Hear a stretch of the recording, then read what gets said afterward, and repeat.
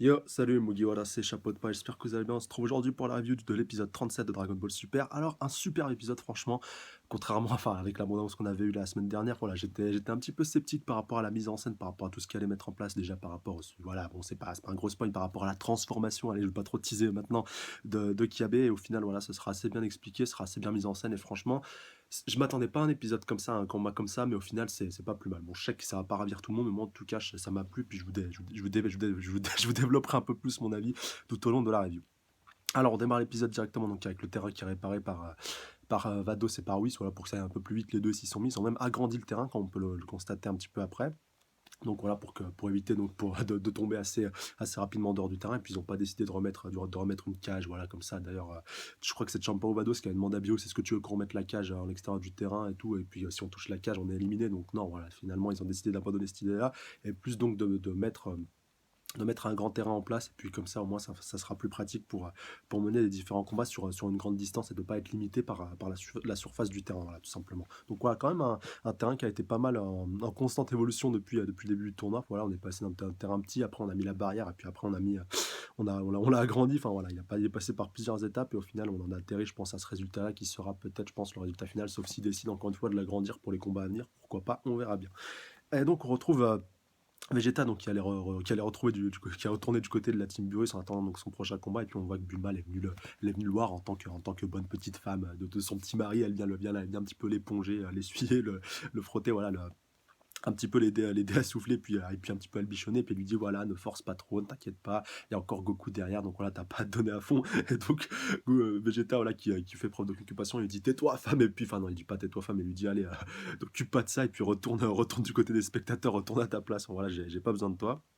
On voit donc que Champa est très énervé par rapport à tout ce qui s'est passé. Enfin, voilà, il ne reste plus que deux combattants de son équipe, alors que Beerus en a encore trois. Enfin, voilà, Beerus a pris un peu l'ascendant sur lui après la victoire de Vegeta contre Magetta. Et donc, il vient directement, il bondit directement sur Beerus. Et puis, c'est encore une fois l'occasion d'un crépage de chignon. Enfin, il lui dit punaise, mais qu'est-ce qui fait froid? Ça caille Beerus, il lui dit c'est chaud. Et puis après, voilà, ils se font un petit peu la guéguerre à savoir est-ce qu'il fait chaud, est-ce qu'il fait froid, est-ce qu'il fait chaud, est-ce qu'il fait froid. C'était encore une fois assez marrant, comme à chaque fois, avec les crépages de signaux entre les deux, puis au final, ils s'arrivent à peu près à se rabibocher comme il faut, et puis le combat démarre, donc entre punaise, entre Kiabe et puis Vegeta. Et on a une petite phrase de Yamcha. Alors Yamcha qui va avoir le petit rôle un peu du personnage secondaire dans cet épisode, à peu près un peu plus que Goku même, vu qu'il a fait deux trois petites phrases assez intéressantes. Et donc il se rappelle de sa première rencontre avec Goku en voyant Kiabe.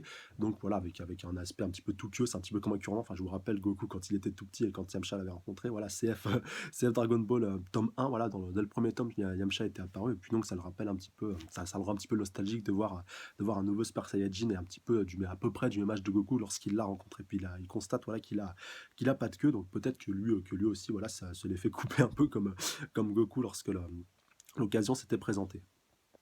Et juste avant que le combat démarre, donc on voit les différents Kaioshin qui sont un petit peu en train de jauger les différents niveaux de Saiyan de leur univers. Donc on voit les Kaioshin de l'univers 6 qui disent ouais, de toute façon nos Saiyans sont trop forts, c'est les gardiens de notre galaxie, enfin voilà, vous pouvez pas tester, ils sont super forts. Et puis après on a le vieux Kaioshin du Nord qui lui dit ah ouais, mais t'inquiète pas, nous aussi nos Super Saiyajin ils protègent l'univers, ils sont même les protecteurs de la Terre depuis je sais pas combien d'années. Puis au final voilà, ils se marrent un petit peu tous les deux, et ils constatent que les Saiyans, peu importe l'univers, ont toujours plus ou moins le même rôle, celui de protecteur de la galaxie, même si ceux de l'univers de Beerus à la base étaient plus des destructeurs que des protecteurs, et qu'au final la tendance s'est inversée après le massacre du peuple de Freezer, et qu'au final ça a un petit peu bonifié enfin du moins ce qui restait de la race des Saiyans, et que ça serait peut-être pas passé de la même manière si ça s'était passé différemment.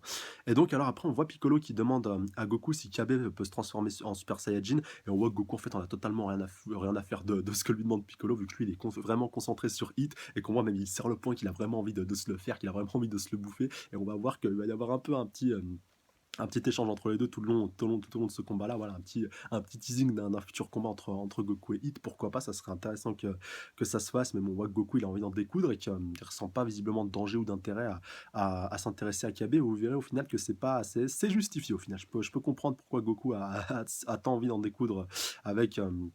avec Hit et qu'au final Kiabe n'intéresse pas tant que ça. Et donc Kiabe, juste avant que le combat commence, donc il a pris une posture assez classique, donc je vais essayer de vous la faire à peu près comme il faut. Enfin, voilà, je voulais un petit peu mal fait, je l'ai pas mémorisé, mais voilà, direct quand je l'ai vu, j'ai tilté, c'est la pose, enfin la pose et la posture qu'adoptait Vegeta lorsqu'il affrontait Goku. Enfin voilà, ça peut se voir des fois sur certains artworks quand on voit Goku vs Vegeta, même ça avait été transposé avec Naruto versus Sasuke. Et donc même Vegeta, voilà, il tilte et il dit ah tu as adopté ma posture, donc voilà, tu es bien un Saiyan, tu es bien un vrai Saiyan, tu as adopté la posture en fait des Saiyans, la pose des Saiyans, si on peut le qualifier comme ça. Et donc il reconnaît un petit peu sa valeur par ce biais-là, même si ça va pas mal changer par la suite.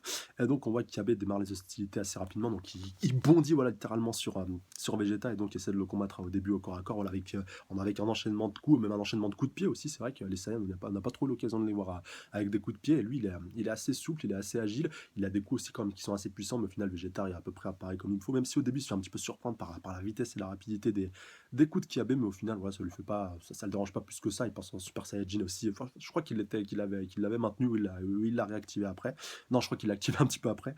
Et après avoir paré donc ces différents coups, et donc il lui dit, allez, maintenant, on finit l'échauffement, passe en Super Saiyajin. Et là, on assiste à une scène juste complètement hallucinante. Et donc Kiabe qui lui dit, euh, en fait, non, je peux pas me transformer en Super Saiyan. Je suis vraiment désolé. J'aimerais bien que tu m'enseignes le Super Saiyan, que tu m'apprennes à me transformer, parce que voilà, moi je connais pas. Et j'aimerais bien que tu deviennes un peu mon prof. Et juste avant, donc je reviens un petit peu après, j'avais zappé un point important, c'est que Kiabe, en fait, c'est quelque part, c'est un petit peu un vrai copieur, vu il a recopié littéralement le canon de Garrick de Vegeta et qu'il l'a littéralement balancé sur lui. Enfin, le mec, il copie la technique d'un gars et il la rebalance sur lui-même. Enfin, là, il l'a copié durant son combat contre. Enfin, il l'a vu et il l'a copié lors de son combat contre Magetta. Et quand même, il a été assez rapide pour pouvoir donc mémoriser les gestes, mémoriser voilà, la concentration de ki qu'il fallait, et puis pour balancer une bonne dose et pour que son attaque elle soit puissante, vu que Vegeta lui réplique lié directement avec un canon de Garrick, et puis que les deux attaques sont à peu près de force égale, même si Vegeta à ce moment-là n'était pas encore Super Saiyan. Enfin, c'est important à préciser.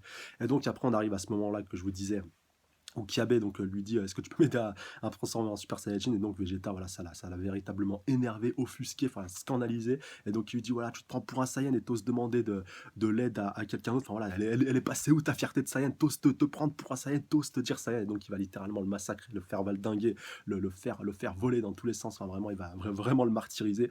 Et donc au final après il va littéralement, voilà, il va peut-être jouer sa dernière carte en lui disant si, voilà, si tu te reprends pas, si t'abandonnes maintenant, si tu te donnes pas vraiment à fond, j'irai exploser ta planète et j'irai tuer toutes tes scènes et toute ta race jusqu'au dernier. Et là, Kiabe, ça va vraiment lui faire péter un câble, le faire disjoncter. En fait, ça va être tout simplement l'électrochoc qui va pouvoir le faire basculer en Super Saiyajin. Voilà quoi. Parce que quand on sait, comme on le sait, donc déjà Vegeta, il l'a bien affaibli en lui donnant pas mal de coups, donc il l'a un petit peu amené aux portes de la mort, bon pas tout à fait aux portes de la mort, mais pas très loin, et donc on sait que leur puissance se décuple, et donc il l'a mis à peu près dans les meilleures conditions optimales pour qu'il puisse éveiller son Super Saiyajin, et avec la phrase qu'il lui a dit par rapport au massacre donc, de sa planète, et bah, ça lui a littéralement fait péter un câble, et on voit qu'on a un petit peu l'inverse par rapport à Magetta, ce qui s'était passé au chapitre précédent, à l'épisode précédent, pardon, où Vegeta avait dit à Magetta que, grosso modo, il avait dit la phrase qui avait un petit peu cassé son moral et qui l'avait un peu affaibli, alors que là, il lui a dit la phrase qui l'a un petit peu renforcé, rendu plus puissant. Enfin, voilà, j'ai bien aimé ce petit parallèle entre deux adversaires différents, et puis comme quoi la valeur des mots peut vraiment peser peut vraiment peser sur un combat, vu que vraiment Kiabe, il s'est même pas rendu compte, je crois, qu'à sa première transformation qui était passée en Super Saiyajin, vu qu'il a vraiment bondi, il lui a chargé dessus, il l'a vraiment enchaîné avec différents coups, même on voit que Vegeta au début il dit waouh punaise, il a quand même il a de la fougue ce jeune, il est assez rapide, il est assez puissant, il maîtrise, même s'il ne s'est jamais transformé en Super Saiyajin, il le maîtrise enfin, au final quand même assez bien, il arrive bien à l'adapter à son style. Et au final, ça a quand même été assez intéressant à voir en pratique, mais Vegeta, voilà, au final, il va arriver à peu près à s'en sortir, vous en doutez, assez facilement et assez correct. Et au final, Vegeta est assez content de lui, vu que c'était son plan depuis le début. Puis moi, j'ai bien aimé aussi, on a une petite parenthèse sur Yamcha qui dit ouais, super Vegeta, je croyais à toi depuis le début. Puis j'aime bien tout le monde qui se retourne au long Krillin, et puis Bulma qui lui dit menteur et tout, tu te fous de notre gueule. Et puis donc, oui, voilà, d'accord, ok, je mentais et tout. Enfin voilà, c'est bien les petites transitions qu'on a eues avec Yamcha dans cet épisode, elles étaient assez sympatoches. Et puis au final. Donc bah, Vegeta qui était assez content, et puis qui lui dit bah voilà, enfin tu t'es enfin révélé, t'as enfin montré ton vrai potentiel, c'était ça que je voulais voir, je voulais avoir un vrai adversaire en face de moi, même si au final après ça aura pas une grande importance, vu que Vegeta va passer aux choses sérieuses en passant en Super Saiyajin Blue. Et donc il lui dit, voilà, grosso modo: «C'est grâce à ta colère que tu as réussi à te transformer et que si tu continues de t'entraîner à force d'entraînement, de vraiment d'acharnement et d'affronter des ennemis de plus en plus puissants, tu pourras peut-être atteindre ce niveau un jour». Et vous sentez bien Kiabe qui est complètement tétanisé, complètement fou. D'ailleurs, entre-temps, Kiabe était repassé donc en mode normal. Il lui avait redemandé de se transformer en Super Saiyajin et donc voilà, pour vraiment lui montrer la différence de niveau, lui, il est passé juste après en Super Saiyajin Blue et puis là, Kiabe a compris qu'il était fini et donc Vegeta a continué de lui dire voilà, maintenant, il faut que tu te donnes vraiment à fond, faut que tu t'entraînes et puis tu atteindras peut-être ce niveau. Et là, il a littéralement foutu un violent coup de poing en plein dans le bide, donc en Super Saiyan Blue, et puis Kiabe, ça a littéralement shooté, enfin voilà, ça l'a one-shot vraiment direct. Et donc là, ça a mis fin directement à ce combat. Alors je vous avoue que j'étais un peu surpris au début, je me suis dit non, c'est pas possible, il va se relever, puis il va réussir à prendre Vegeta par surprise, il va peut-être réussir à le sortir. Et au final, non, vu qu'en fait, dans la bande-annonce, on avait vu un petit peu de la flamme dans les yeux de Kiabe. Alors les plus observateurs peut-être l'auront vu dans cet épisode, mais moi je l'ai pas vu. Pourtant j'ai essayé de faire attention tout le long de la transformation de Kiabe en Super Saiyajin. J'ai pas vu ces flammes dans ses yeux, donc je me suis demandé d'où ça sortait. Surtout que c'était bien des flammes dans les yeux de Kiabe, c'était pas dans les flammes dans les yeux de Vegeta, vu que ça s'était passé au moment où il avait vu Vegeta se transformer en Super Saiyan Blue. Donc là, j'ai pas compris. Peut-être qu'ils ont transformé l'épisode au dernier moment pour pas faire sortir Vegeta. Peut-être que ça passait pas bien, qu'ils ont refait l'épisode au dernier moment. Enfin voilà, je pars peut-être un petit peu loin, mais c'est pas impossible. J'ai trouvé ça quand même assez bizarre au final. Un autre point important aussi, quand Vegeta se transformait en Super Saiyan Blue, on a vu Hit, voilà, qui était un petit peu surpris, voilà, qui était tout le temps, tu vas peser, puis il a fait oh quand même. Enfin, il a pas bougé la bouche, il a pas ouvert sa bouche, mais il a juste fait des grands yeux, voilà, il était quand même assez impressionné. Il a directement jeté un œil sur Goku et puis il a compris, voilà, grosso modo, que lui aussi mettrait espoir. Et puis Goku aussi, voilà, il lui dit oui, oui, enfin, il disait pas oui, oui, mais il le fixait vraiment du regard, donc pour lui faire comprendre, ouais, t'inquiète, moi aussi je maîtrise les bails. Et puis au final, Hit s'est un petit peu endormi, voilà, il a refermé ses yeux, puis il a compris grosso modo que le combat était terminé, puis là, ça lui a permis un petit peu de jauger le taux de puissance, vu que c'était la première fois aussi que la Team Champa voyait le Super Saiyan Blue. Et donc, au final, eh ben, on a Vegeta qui fait un petit peu la petite morale à Kiabe, qui lui dit, voilà, grosso modo, comme je vous disais, si tu continues de t'entraîner, tu arriveras peut-être même à me surpasser avec le potentiel que tu as. Enfin, voilà, il lui dit, lâche rien. Et puis, j'étais fier au final de pouvoir te faire révéler un petit peu ta fierté de Saiyan et de faire éveiller ton potentiel. Et peut-être qu'un jour, tu me surpasseras, même si tu me surpasseras pas, vu que je deviendrai toujours encore plus puissant. Donc voilà, Kiabe, au final, ça lui a fait un petit peu fait plaisir, ça lui a un petit peu fait chaud au cœur, mais au final, il a un petit peu compris à qui il avait affaire. Et j'ai bien aimé aussi ce qu'il lui a dit. Il lui a dit, sur ma planète, il y a quelqu'un qui te ressemble beaucoup, voilà, qui est presque aussi fort que toi. J'avais entendu, si j'ai bien entendu. Enfin, voilà, quelqu'un qui lui ressemble beaucoup, donc peut-être un alter ego de Vegeta, pourquoi pas, peut-être son sosie ou quelqu'un qui lui ressemble, voilà, grosso modo, qui est peut-être le prince ou la roi le roi, pardon, de la planète Sadala. En tout cas, ça reste à voir, mais c'était quand même assez intéressant à voir. Et donc, on va voir le prochain combat qui va se mettre en place avec le avec Hit donc contre Vegeta. Et juste une petite anecdote, entre temps on avait donc Piccolo, ouais, je crois qu'il avait dit à Goku, qui lui avait expliqué, parce qu'il se disait waouh, alors maintenant Vegeta il se prend un petit peu pour le bon samaritain, pour celui qui veut aider son semblable. Et donc Piccolo lui dit grosso modo c'est un peu normal, vu que c'est dans la nature d'un prince de vouloir aider son semblable et un petit peu aider ses sujets, voilà, grosso modo, si on peut prendre place ça dans un contexte de royauté. Et donc Goku qui lui dit alors pourquoi il veut pas m'entraîner moi. Et donc il lui dit bah parce que t'es au-dessus de lui, t'es un petit peu celui qu'il a envie de surpasser, donc voilà. Et puis il est un petit peu ton rival, donc il va pas venir t'aider ou t'entraider, ça va pas être dans sa nature. Et pour revenir donc sur cette petite anecdote de Kiabe par rapport au Saiyan du super puissant qui se trouve sur sa planète, donc Vegeta lui dit qu'il aimerait beaucoup le rencontrer, donc peut-être un petit teasing par rapport au prochain arc. D'ailleurs, je vous invite à aller voir ma vidéo théorie, j'avais déjà à peu près teasé cette possible possibilité d'éventualité de la destination du prochain arc. Enfin, voilà, je vous mettrai le lien dans la description, n'hésitez pas à aller checker cette fameuse vidéo théorie, elle est très bien construite et puis elle m'avait permis aussi un peu de faire le point par rapport à la suite sur la fin et la suite et la fin du Tenkaichi Budokai intergalactique, enfin inter-univers. Et voilà, donc le lien est dans la description.